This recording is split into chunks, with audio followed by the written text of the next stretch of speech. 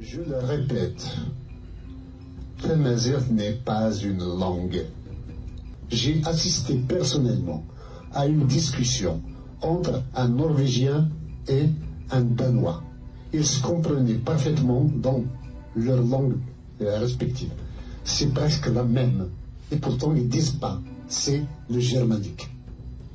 Quand vous prenez les langues latines, c'est la même chose. Entre l'espagnol et l'italien, il y a 50% d'intercompréhension. Et pourtant, ils ne disent pas, et pourtant, ils connaissent, eux, leur langue d'origine. Le latin, il est là. Il a survécu à tout. Et pourquoi ils ne tuent pas l'espagnol, le français, le portugais, pour faire une seule langue? La langue d'origine de leurs parents. Donc, comment se fait-il que les autres nations glorifient chacune sa langue, et nous, on doit les maudire, les tuer pour faire une langue commune? On va faire un espéranto. Regardez l'espéranto. Il était fait pour, dans les années 60, dans l'euphorie, pour unifier toutes les langues du monde. Combien de gens parlent aujourd'hui l'espéranto? Il ne dépasse pas 5000 personnes.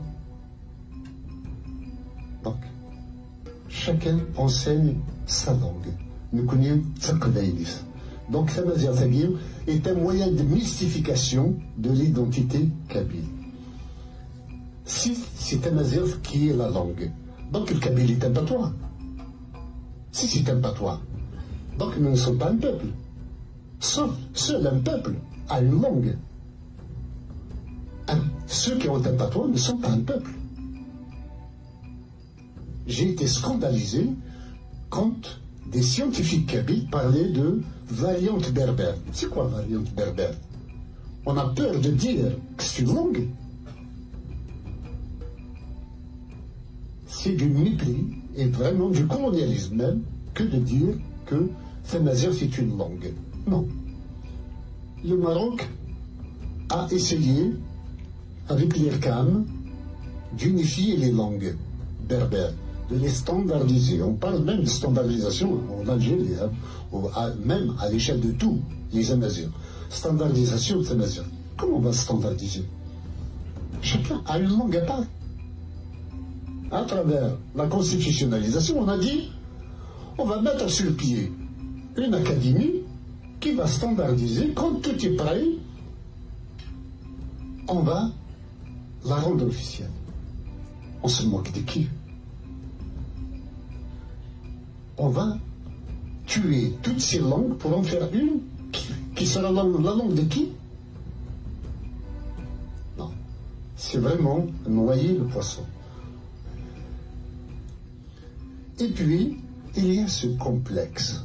Quand on dit qu'on est Amazigh, ça veut dire que nous avons une nation supra-territoriale qui est de l'oasis de Siwa jusqu'aux îles Canaries et de la Méditerranée jusqu'aux confins du Burkina Faso. Ça nous donne un sentiment de puissance, comme quoi nous sommes très nombreux. Mais nous sommes nombreux quoi? Nous sommes tous conscients que l'arabe n'est pas notre langue et que nous avons le droit de la contester.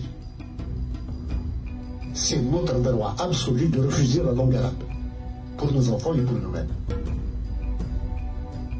Donc nous n'avons pas besoin de nous cacher derrière l'arbre amazigh pour affirmer l'être kabyle.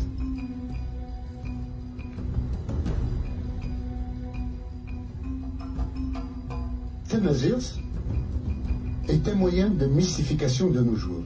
Elle a servi de bouclier contre l'arabisation à une époque donnée. Cette époque est révolue maintenant.